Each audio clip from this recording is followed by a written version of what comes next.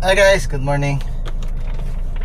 So hindi tayo makakaluso ngayon sa farm kasi paparehistro ko si Desiree, yung si Expander.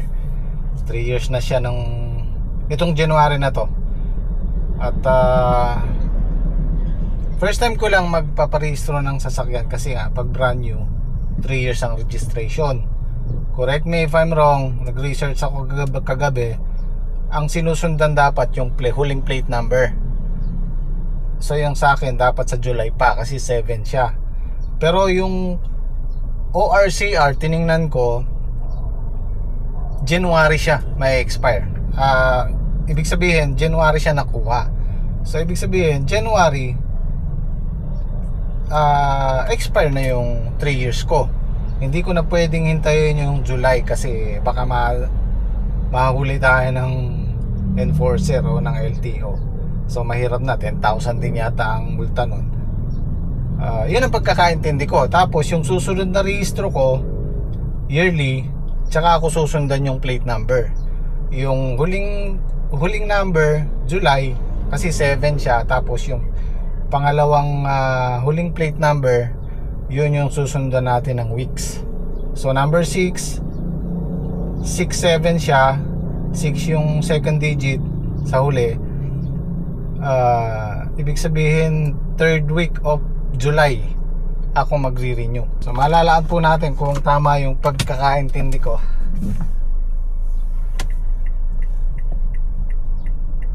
Dito lang ako sa malapit, sa Pampanga, malapit dito sa Santa Ana. May bagong LTO branch dyan. Tapos siguro muna ako, papa-emission muna ako bago tayo tumuloy sa LTO. Kasi pagka sa LTO, pwede naman sa LTO magpa-emission, kaya lang mahaba ang pila. So dito tayo sa labas, basta yung accredited ng LTO, para hindi maubos yung maghapon natin.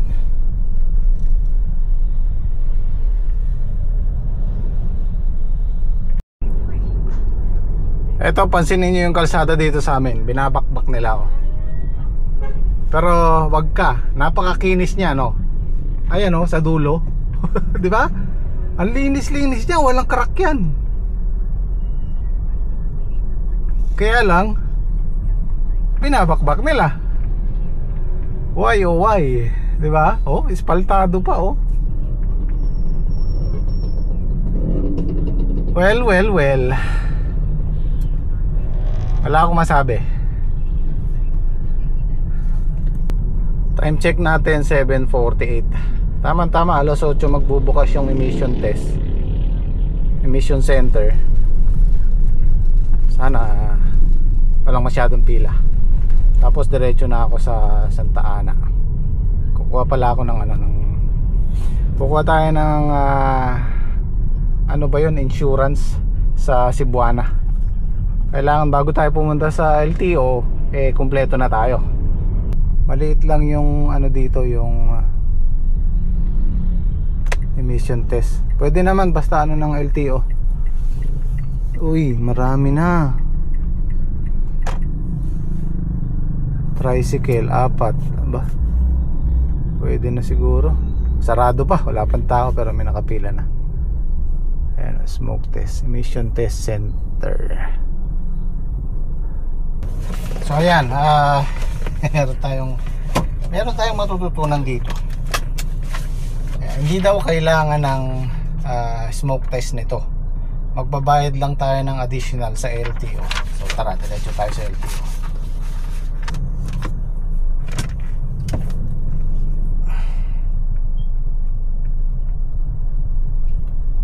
Sana maaga tayong matapos para makalusong pa tayo sa farm. Pag hindi ko na parehistro to ngayon, hindi tayo matutuloy bukas. O matutuloy man ako, siguro magmumotor na lang ako. Bukas yung kasal nung anak ni paring Doy. Yung bisita ni paring Reggie nung nakaraan. Papagawa ng bahay sa San Fernando. ito yung bagong ano ng LTO dito sa Santa Ana, Pampanga. Bago ka dumating ng palengke, malapit lang sa palengke. Kung manggagaling ka ng north, pakanan siya. Kung galing ka ng south, kaliwa siya, left side ng kalsada.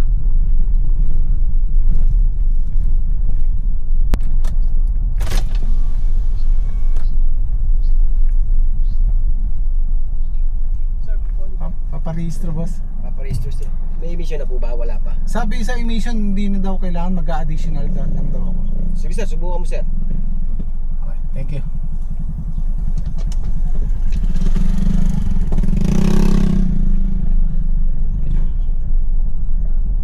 Ayan, meron din silang emission dito. Subukan natin kung pwedeng walang emissions. Ano na sabi sa akin eh. Saan kaya tayo pwede? Dito tayo.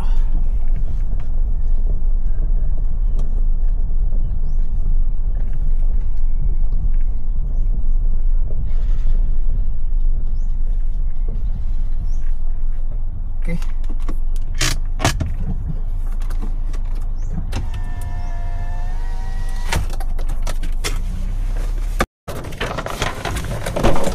Ay, maganda yung ano dito, maluwag, LTO. Maraming paparkingan. Maluwag ang paparkingan.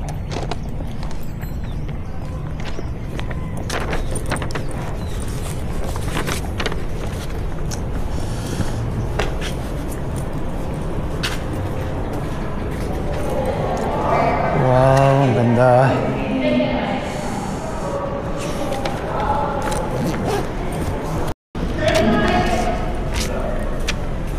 Okay, mabilis lang. Pa akong isang oras. Tama yung sinabi ko kanina. Explain ko dito sa loob.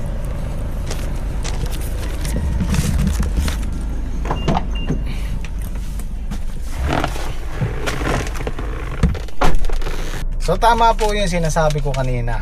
Dahil nakuha natin to ng January, na-i-restore siya ng January. Pero yung plate number niya, yung huling yung last digit niya is 7, dapat sa July pa ako magpaparehistro. So additional lang binayaran ko. February, March, April, May, June, July. Yun lang po yung binayaran ko para at least nakarehistro pa rin tayo. So magre-rehistro talaga tayo ng July. Okay? Ito po yung binayaran ko, 1,500. So pwede na ulit tayo magbiyahe. Just in case na ganun din po yung nangyari sa inyo, kasi usually sinusundan talaga dyan yung huling plate number. Doon ka magpaparehistro. Pero pag brand new, 3 years ang registration yan, kagaya ko, tumama ng January yung rehistro nya, expired na siya. Hindi mo pwedeng hintayin yung July kasi baka mahuli ka. So magbabayad ka ng additional na January. Halimbawa January natin nakuha, February, March, April, May, June, July. Yung 6 months na yun mabayaran natin. Ito yung additional para at least updated yung rehistro natin. So ang talagang rehistro nito sa July pa. Okay? So tama po yung explanation ko kanina. Kaya maganda yung nagre-research muna bago tayo lumakad. Okay? So pupunta muna ako sa sa SM kasi bukas yung kasal. Wala pa akong isusuot na panloob. Hindi ko alam kung magbabarong o magbe-blazer ako o long sleeve. So pahala na, basta makuha natin yung dress code. Tara, para isang lakaran na lang. Meron kasi nakapagkwento sa akin, ganito rin, nakakuha din sila ng bagong sasakyan. Anyway, meron pala dito. Pag gusto nyo dito sa Santa Ana, meron silang emission test, meron din silang insurance sa likod. Kumpleto.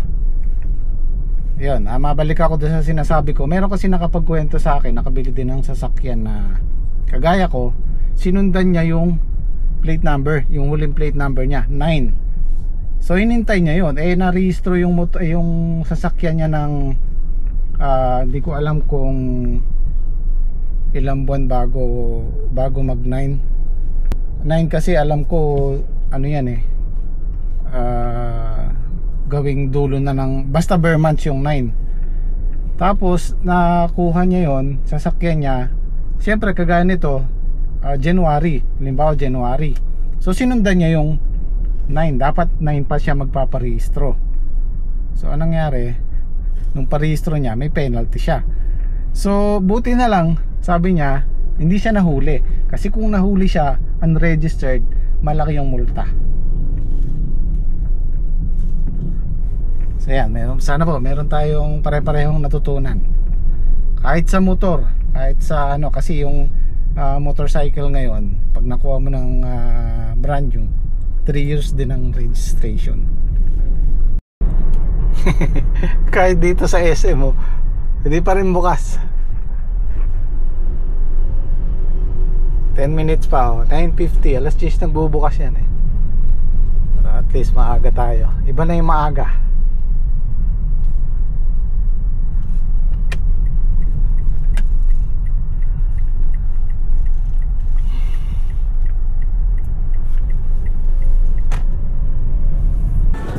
Long sleeve na lang tayong, meron silang code color code.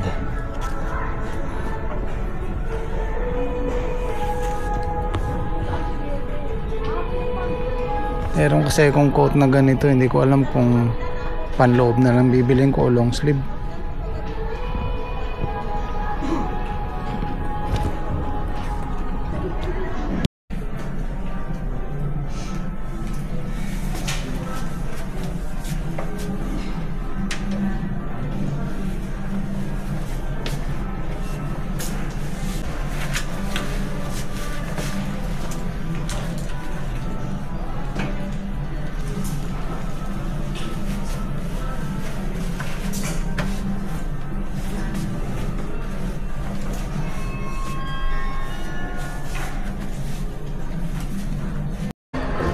Sapatos.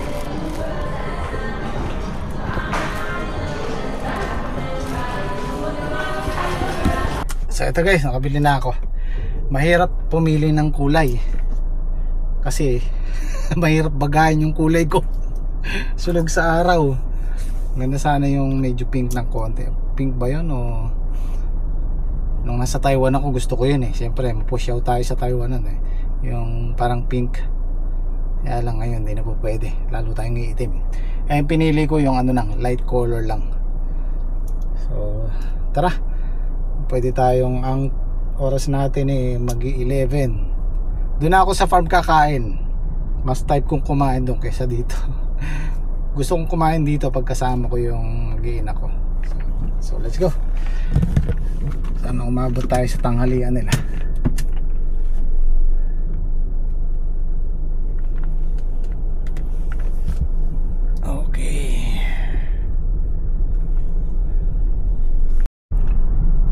Ayos, sulit ang lakad natin ngayon. At least kalahating araw lang yung nagugol natin, na spend natin.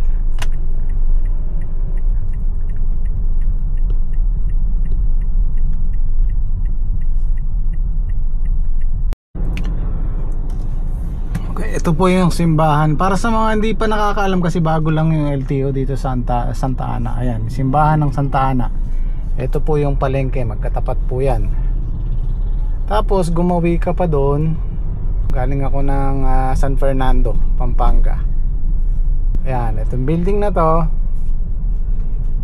as usad pa sayang ng konti doon, gawing kaliwa siya. Usog ka lang ng konti, basta tandaan nyo tong building na to. Ayan, ayan, Goldilocks, LBC, Western Union. Tapos ito yung kanto. Hindi kayo dyan papasok. Sige, pasok. Sige. Ito yung gasolinahan, Cleantech. Hindi kayo dyan papasok. Ito, ayan siya, Land Transportation Office. Papasok ka dyan sa loob. So Ayan po yung LTO. Bago lang, bagong ano. Napaka-conveniente. Ang bilis ng ano. Well, siguro hindi pa masyadong alam. Alam naman natin pagka ganun, konti pala yung tao. Ito yung pinakamalapit sa amin ng LTO kaysa dun sa pupunta pa ako sa Gapan o sa Cabanatuan. Ito malapit lang.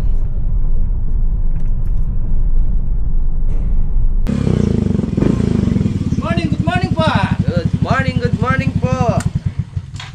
Good morning. Araw po tayo ng ano ngayon? Ay po ay magtatanim po ngayon ng ampalaya. Tatanim na po tayo. Tatanim na po tayo ng ampalaya. Sa pangalawang pala. Good morning po. Maraming salamat po kay Ma'am Joy. Good morning. Good morning po. Tatanim pa po kami ng ampalaya ngayon.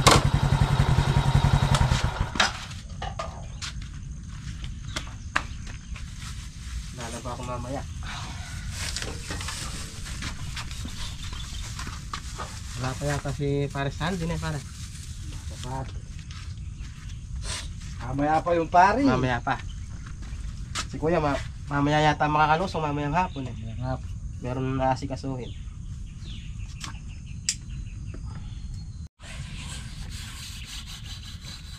Bab, takip na ito, Bab.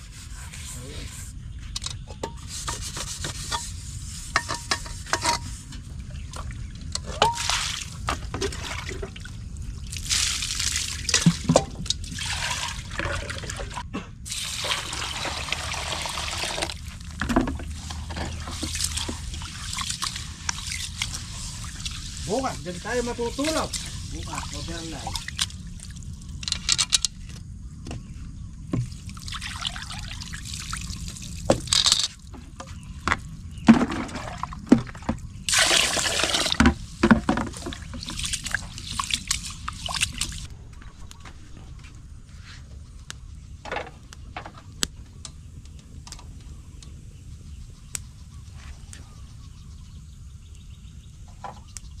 Guys, babalot muna natin sa damit.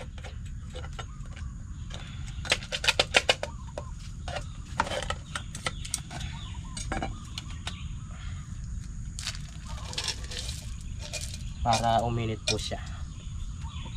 Mabilis tumubo.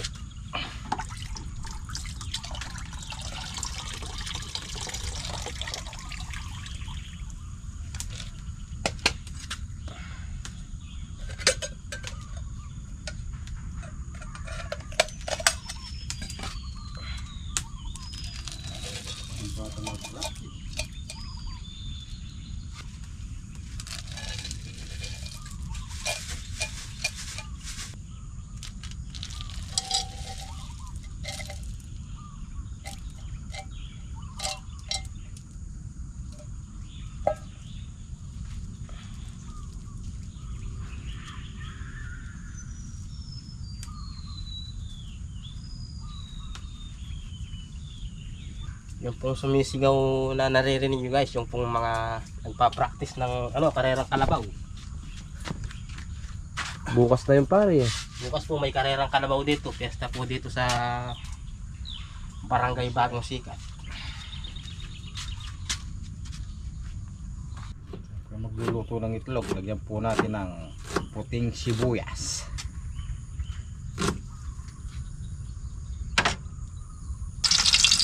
Bakit tatlo ba? Dahil ako ay di kumakain ng hotdog. Kuya po ay mamaya pa po lulusong, mamaya nga pong pa. May lalakarin po.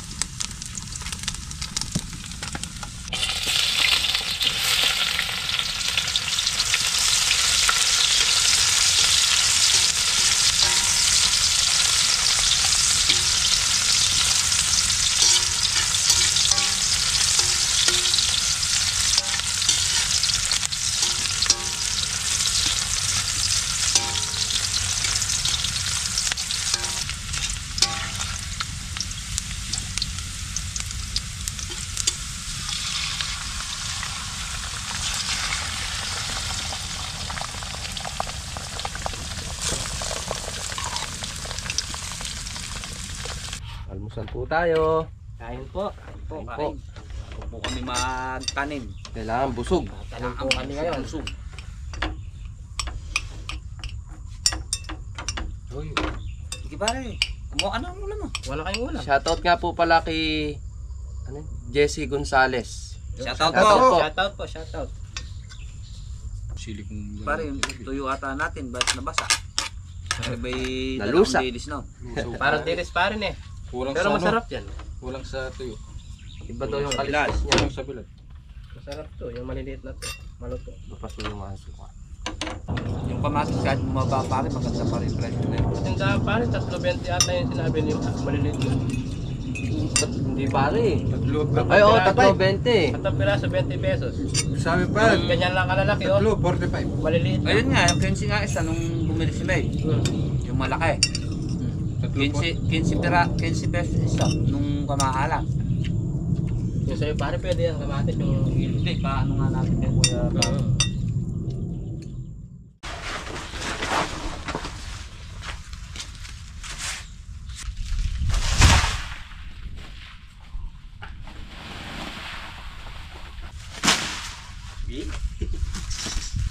Sinugin na lang natin pare.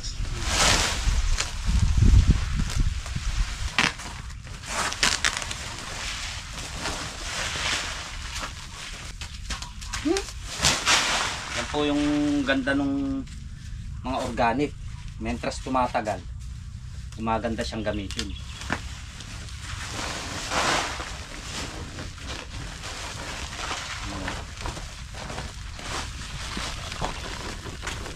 Ganyan siya ka labos. Umiitim ho siya hanggang tumatagal. Kaya maganda siyang nai-stock. Meron talagang sahod, di ba? Yung maluma.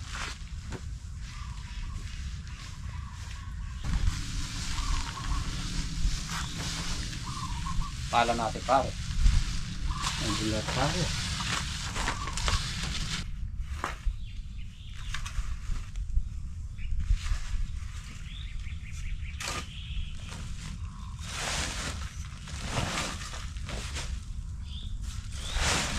Umpisa na po kami magtanim. Unahin lang po muna namin ring isang parsela na rin.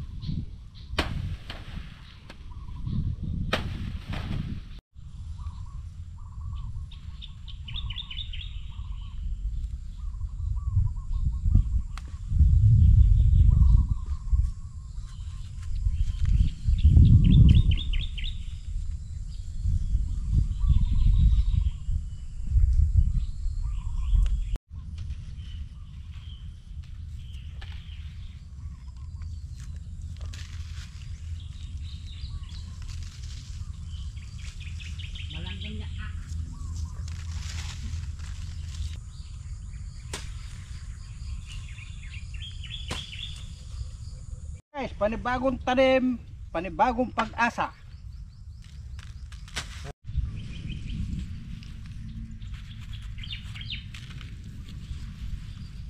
Ganito po kaming mamaraan sa pagtatanim ng ampalaya. Hindi na po kami nagpapalutik. Basta po ibababad namin siya ng 12 hanggang 15 oras magdamag. Pagka po kasi pinalutik pa namin to, ang nangyayari po kasi dyan, kung hindi natin may maiyayari ng hanggang alas 10 ng umaga, may posibilidad pong matuyo yung ugat o kaya naman mabali. Mas na-atrasado po siya dun. Basta't po dito, basa lang yung tatamnan. Pagdating ng 2-3 araw, hindi siya naalanganin, tsaka lang po natin siya didiligay.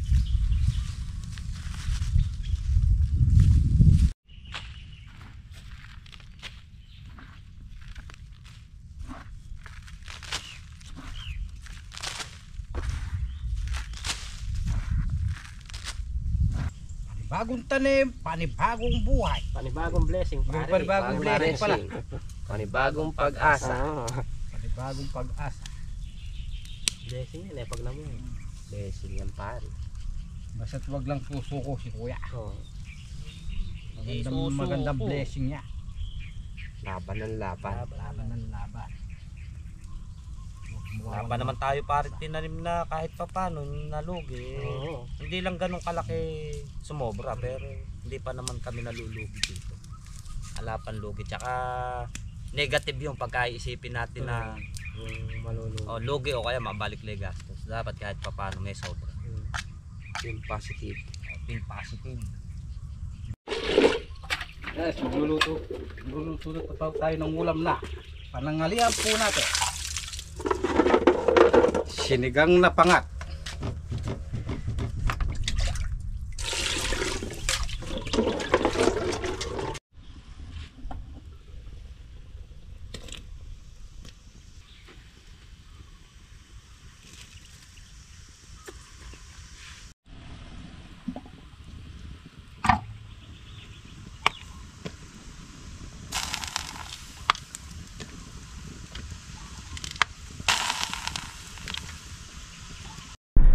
Yun o, sakto. Ay, hindi pala. 12:10. Sana umabot tayo sa tanghalian nila.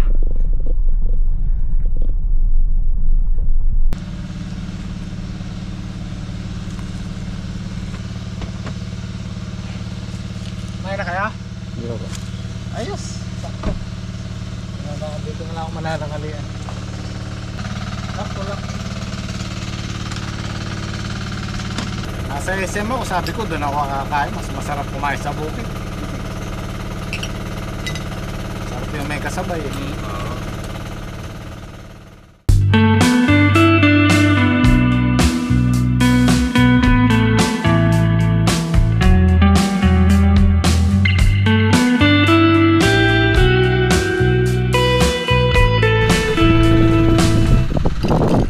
Alin pa yung di nalagyan to? 2, 4, itong 5 na to. Sakto lang, buto natin. Sobrang lang konti siguro. Panghulip.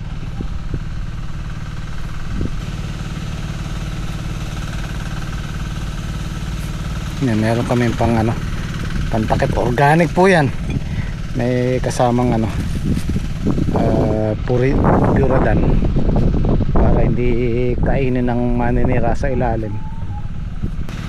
Ito po yung ano natin, bagong pag-asa.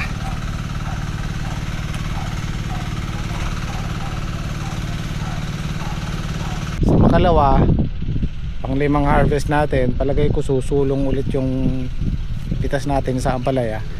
So dito sila mag-overnight, dito sila matutulog para kinabukasan maaga. Unfortunately, hindi tayo makakasama kasi nga bukas yung kasal. Bukas tayo magnininong sa kasal. Kasama si paring Reggie. So pamaya maya uwi na ako, iwanan ko na sila dito para magayak ko yung susuot. Ano daw, formal, hindi semi-formal, formal.